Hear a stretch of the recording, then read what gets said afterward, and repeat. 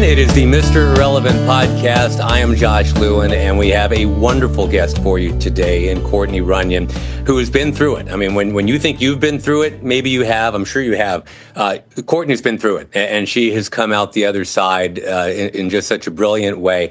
We're going to learn about autoimmune disorders today, but then we're going to learn about what to do when you know you have an autoimmune disorder and where you can possibly go from there. So first of all, Courtney, thank you so much for joining. And I hate to dive right in, but I'm going to dive right in. And I need to know what the heck CIDP is, because I'm sure it's something you didn't know what it was until it happened to you. Yeah, right. The first time my neurologist said that, it was at the Mayo Clinic in Arizona.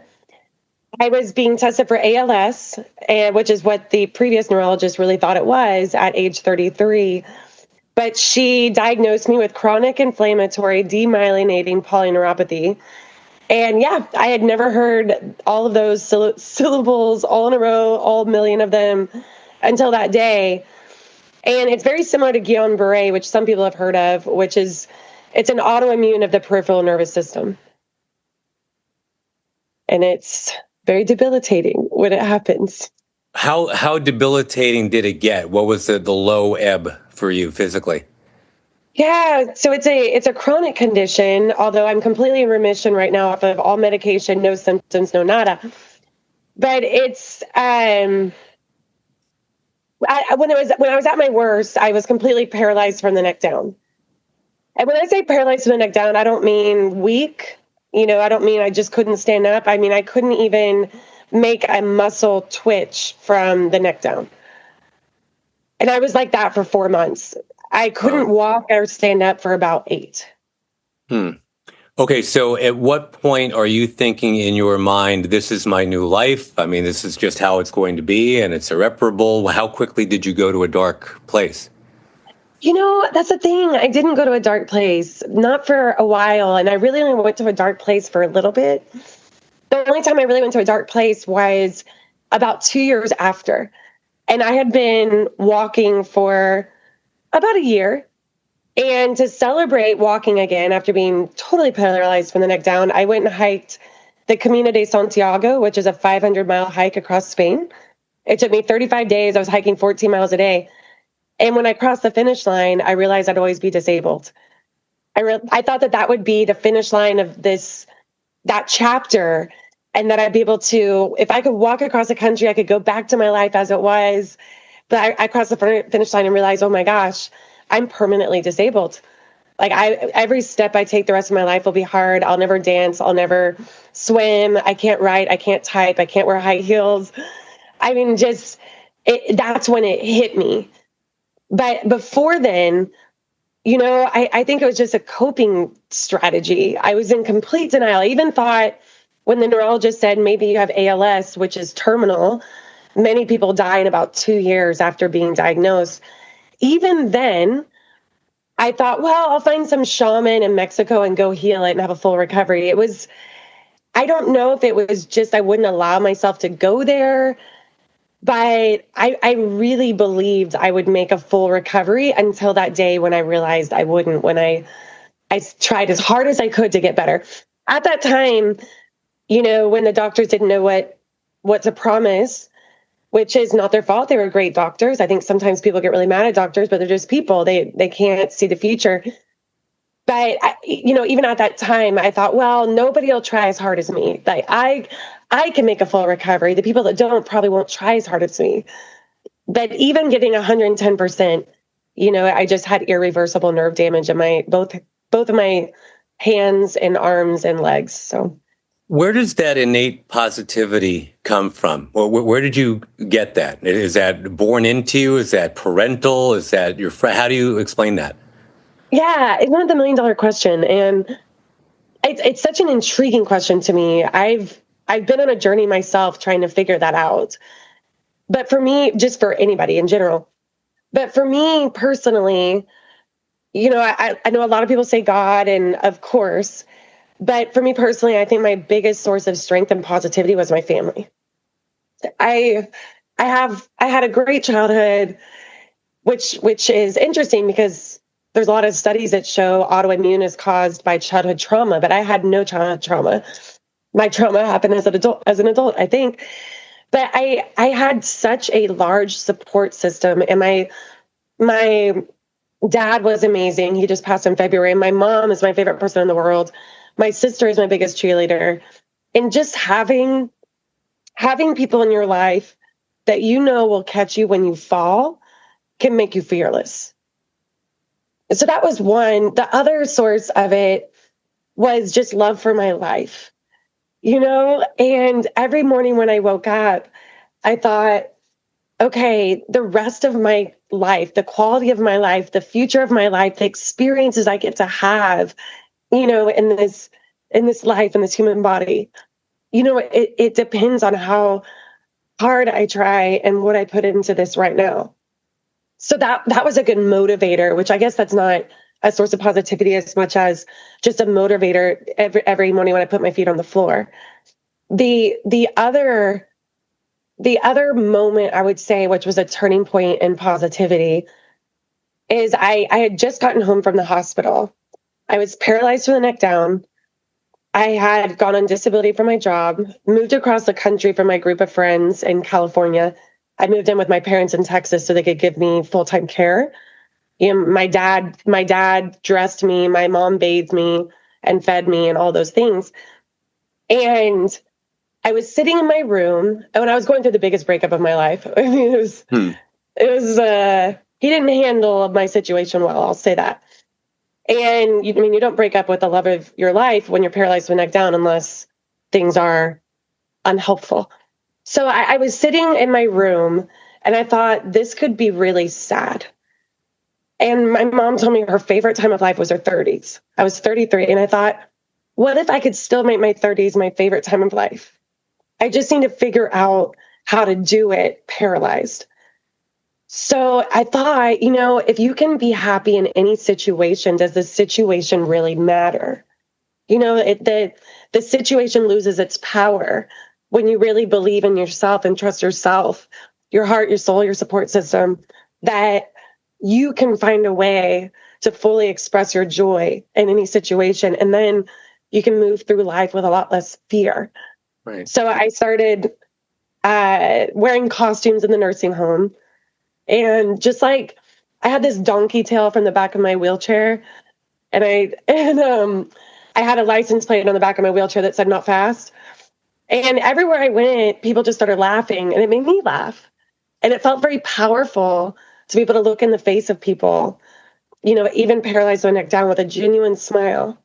Because when you go through a trauma or a hardship or disability, something disabling, we all have things that disable us, when you have these things and you can look at people in your own strength and grace and joy, it creates the space for other people to do the same.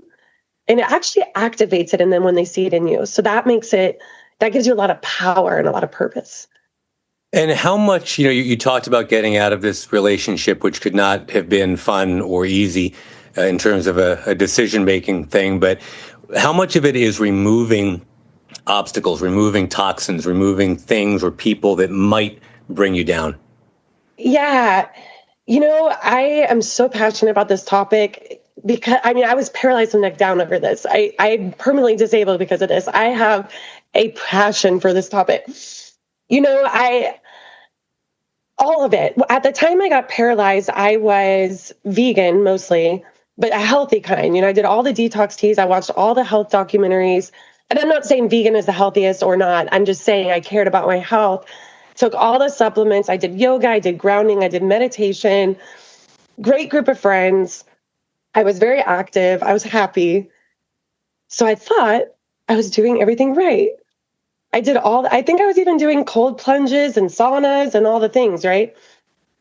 But I got sicker and sicker and sicker. And at my worst, I was in the hospital for the second time. I was totally paralyzed from the neck down. At this time, my lungs were starting to fail. They would be the first organ I lost. I had lost my voice and could barely speak. I was having trouble swallowing. My colon was also going paralyzed. And the doctors came in and said, there's nothing else we can do. And again, great doctors, but there was no other treatment. They had tried every treatment. They were even testing me for every cancer because I was so resistant to medication and everything else. I was eating carnivore, anti-inflammatory, nutritional IV therapy. I was doing it all. And still it wasn't working. So on that day, I had to think about, why am I still stuck and able to move forward? I'm doing all the things, all of them. And now Western medicine isn't working either. What am I missing? And my boyfriend at the time, I do, it's been a while. I've had time to heal. I do think he was doing the best he could, but his lifestyle choices, drugs, girls, partying, financial, being free-spirited financially, these things were putting me in a constant state of stress. And on that day, I called him and broke up with him. And 2 days later, I started moving. I have not had any setbacks. I almost went into instant remission as I moved that biggest source of my stress and inflammation. It wasn't until years later I started to fully understand it. There was a study I came across about empathy. And they tested sets of parents before and after experiencing empathy for someone they loved, their child. They tested their inflammatory markers before and after. They found that while having empathy for someone that is struggling and suffering, you have inflammation in the body. So what happens when you're in a constant state of empathy? You're in chronic systemic inflammation. So I saw that, but then I had to look a little deeper, because empathy is actually really good. It's, is the solution don't have empathy? And it's not at all. Here's the link. Here's the link. It took me a while and a lot of research. Where empathy becomes chronic inflammation is when you abandon yourself to be there for somebody else all the time. That's why so many caretakers get sick. It's abandoning. And when I say abandoning yourself, it's abandoning your own needs, your values, and really just like getting your needs met, whether that's sleep or eating healthy, going to the gym, having downtime, quiet time, like whatever. But also abandoning your own belief systems and values, which is what I was doing a lot of that time to adapt to his lifestyle. Right. So, when we abandon ourselves, our nervous system dysregulates. When our nervous system dysregulates, that's where you have all the digestion issues. That's where you have all the imbalances in the body that happen. So yeah, you can drink all the green juices and protein powders you want. But if you have an environment or a lifestyle where you have to abandon yourself to make it work, then, that's where autoimmune and chronic illness can happen. So all this wisdom you've collected, you've funneled into a lot of different things, including TEDx talks. I mean, I kind of want to just put a pin in that and maybe go into the fact that, look, in 1 minute, you're questioning everything in life. I mean, what does this all mean? What's going to happen? Then fast forward just a little bit, you're giving a TEDx talk, and then millions of people have seen it on YouTube and all of that. So you go from potentially irrelevant to totally relevant in a pretty short amount of time. How important was it for you to get up on that stage and not only give a TEDx talk, but nail a TEDx talk? Oh, thank you. Oh, that's always been a dream. I mean, anybody that likes TEDx talks, you kind of have that thought of, wow, that'd be cool to do one day. And I remember one time I saw Hal Elrod talking, who wrote the Miracle Morning book. And I remember looking at him before the paralysis thinking, God, I wish that I had a story that cool. And he had a near-death experience. And then when I was in the wheelchair, I'm like, I was just looking at the happy ending. Man, you got to go through it to have those happy ending stories. But yeah, the irrelevant, I lost my whole identity. I didn't, when everything first happened, I didn't feel I had value, because all of the ways I was used to connecting to people and offering value, I could no longer do. It's almost like I had to seek value in a different way, which was, like I shared, being able to be happy and joyful, that makes an impact. But one thing that was really important to me, I knew very early on that this experience would either ruin my life or I could find a way to integrate it in a way that made my life better and added value. So I was constantly looking for ways to use this story and experience to add value to my life, and things like a TEDx talk, hosting wellness retreats in Mexico, doing psychosomatic training and being able to help people regulate their nervous systems, whatever, stuff like that. It was just constantly finding ways to make my life better because of it. And I think that when we have major life changes, when I say changes, it's not even that. So when you lose your complete identity or what you had planned doesn't happen, a way to carry the grief of what we lost and also what maybe the life we'll never live is by creating a life you could only have because of that trauma or change or crisis or whatever. Because sometimes people try to go backwards into an old life with new circumstances. And when you do that, you can feel the difference between what is and what was. And you constantly feel that discrepancy and that pain point. But when you can create a new life, something you never experienced before, and it's because of what happened, and you lean into it instead of suppressing it, then you're not only able to carry that grief, but you also settle into this sense of complete alignment. That's not even the word. It's like feeling you're not seeking. You are able to be grounded in who you are with purpose. And I think also, not to put words in your mouth, but I mean, you were already doing things that gave you joy. You were traveling, you were dancing, all of that. So put dancing off to the side for a second, but travel you find you could still do. But you were doing that for you. Now you're traveling and inspiring people. To me, that's like such a huge bonus of an add-on. And I'm guessing something you never really thought when you're a teenager and you're thinking, oh, I'm going to travel because that's a me thing. I will enjoy that. Now when you travel, you're inspiring so many people because, wow, look what she's been through. And she's, going on a 500-mile hike, and she's, backpacking through Morocco, and she's going through Guatemala, and I mean, all this stuff. I mean, am I wrong on that? No, yeah, all of that. Yeah, I did a 120-hour hatha yoga training, teacher training in an ashram in Mexico after being paralyzed to work on my balance.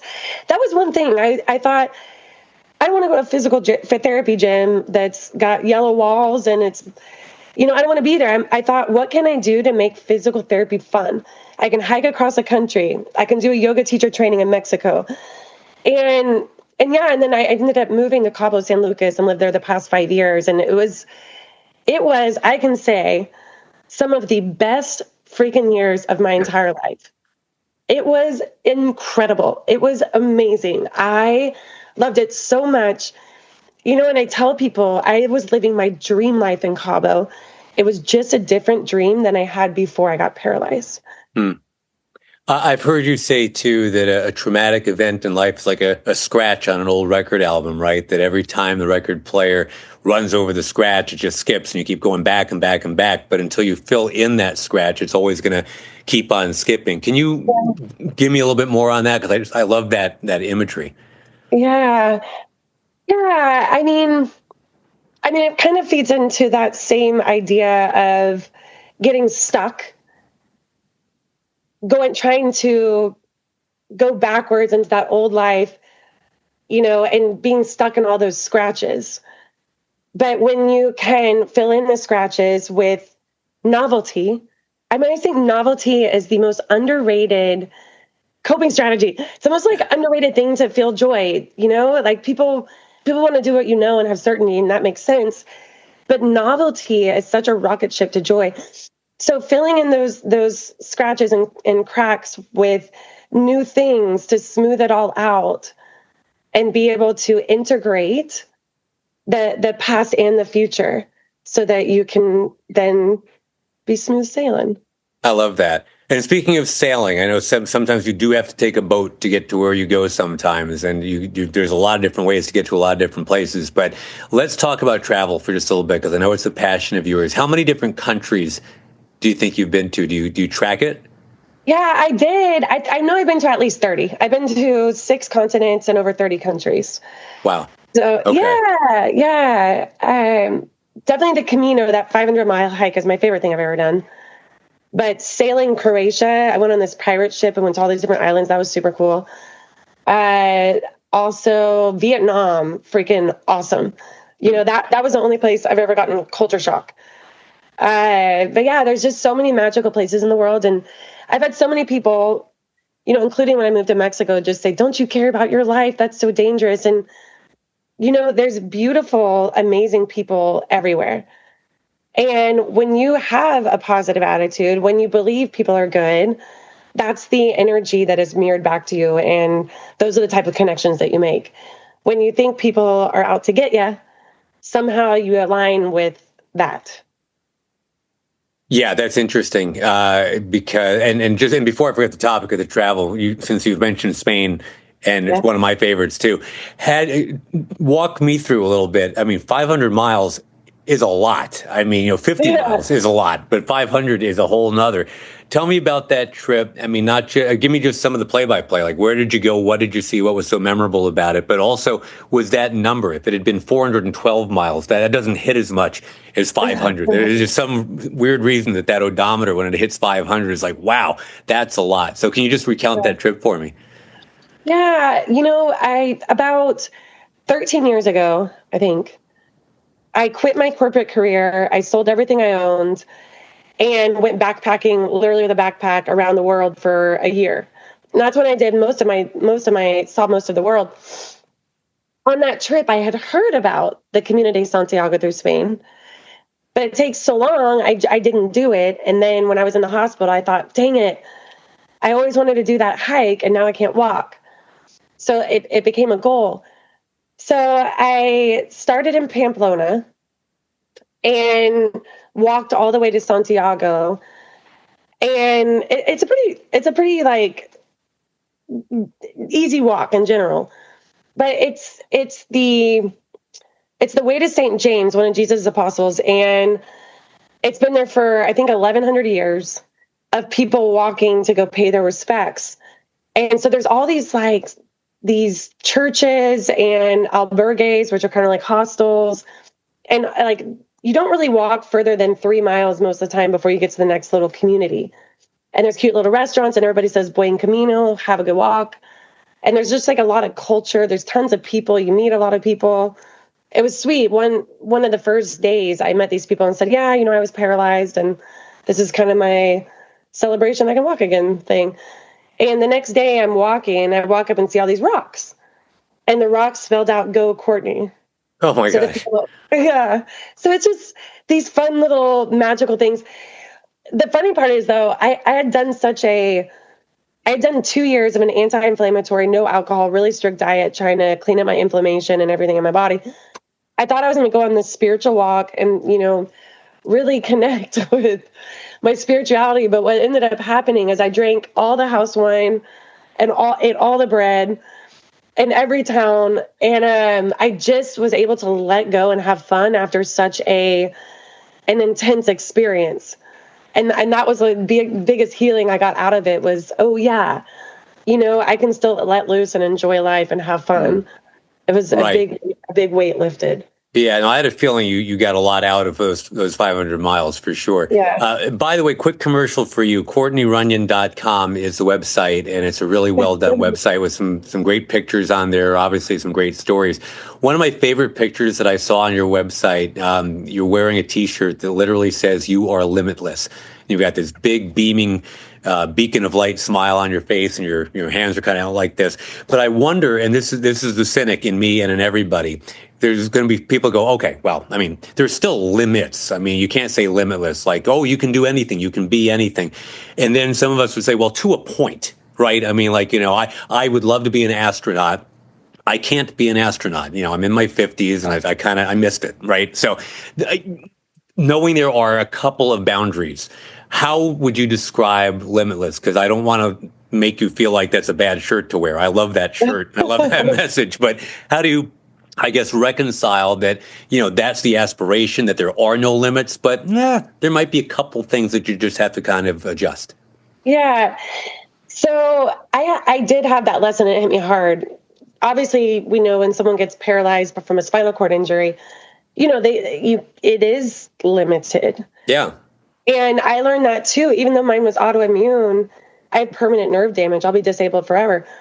So I did my original goal was to run a marathon. And when I couldn't, because I'll never run again, I changed it to the Camino. So what's magical about that is I planned on doing the marathon. And when I realized I couldn't, I did the Camino, which was so much more magical, so much better. Like the best experience of my life, probably. But it was only because I couldn't run. And sometimes we get our goal, we're so attached to an outcome or a goal when there's something else that might even be better because that didn't work out. So just trusting that. But also, when we have goals, it's because we think there's an experience, which is emotional, we're going to get from that goal. If we're successful, then we'll feel satisfied or content or empowered. If we find someone, then we'll feel loved and get to love them too and feel not lonely. If you get really in shape, you'll feel sexy and then you'll feel hot and confident and, have like great whatever. And so there's an experience we're looking to have from the goal. So let's say the goal gets limited, but the experience does not. Mm-hmm. You just have to reevaluate from your circumstances a different way to have that experience, which was ultimately the goal anyways. And that's limitless. So in terms of goal setting for you now, there's still so much of your life ahead of you. And it sounds like you've found a new love, you found some new passions. I mean, so like you say, you turn a page, life goes on. You don't know what's going to be written on that next page. And so you have to turn the page. So what do you predict? What do you think is a horrible, stupid question, but what's next for Courtney Runyon? But what do you think is next for you? I'm so happy to tell you what's next. After I moved to Cabo, I started a group there. I started hosting events, throwing yacht parties, doing motivational speaking. I mean, I created the most magical, beautiful life. Like hosting the retreats, which was always a dream, the TEDx talk, all that. I started writing a book. Every dream I've ever had was only possible because of the paralysis. That was a door opening to everything I'd ever dreamed. I'd always wanted to live in a foreign country, a beach town, this, that. But then I started to feel a little stagnant. And I had a conversation with myself while I was still in Cabo. In this life, what do I want to experience as a human? And I decided out of every possibility, I thought maybe I can move to Bali, or maybe I'll really double down on my motivational speaking career. Maybe I'll this, that. I just explored and ultimately landed on, I want to have lifelong, mind-blowing love with a partner. And because my dad had ALS and dementia at the time, I was having this conversation with myself. I knew he was on his way out of this world. I wanted to know who the man, because I loved my dad, and I wanted to know who would be the man of my life after he was gone. And so I moved back to be there with my dad through the end of his life and help my mom take care of him. And while here, met the new love of my life, who makes me feel safe and adored and peaceful, but also is so much fun. And I get to have the next chapter of my life having that experience. He has a daughter, so I get to know the new place I get to call home. So that's what's next for me. And of course, like professionally, things too. I'm in school right now to get my LPC to be a licensed professional counselor. And I'm a psychosomatic practitioner. So I do love that. It makes me happy. It doesn't even feel like work to talk to someone about real stuff, about life, trauma, cry to me. And I like that. But the number one thing I really wanted to experience, and I think the most beautiful experience we can have as a human being, is deep, authentic, genuine connection where we feel completely seen and safe and heard. And it's the opposite of what I had before, where I feel so at peace and supported, and I'm home.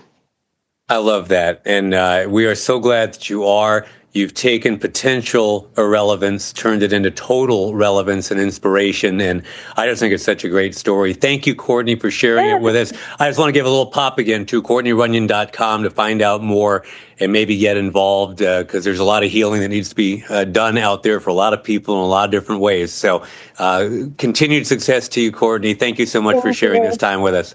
Thanks. Love it. All right. Mr. Irrelevant Podcast will be back with more stories of inspiration. For Courtney, I'm Josh. Take care.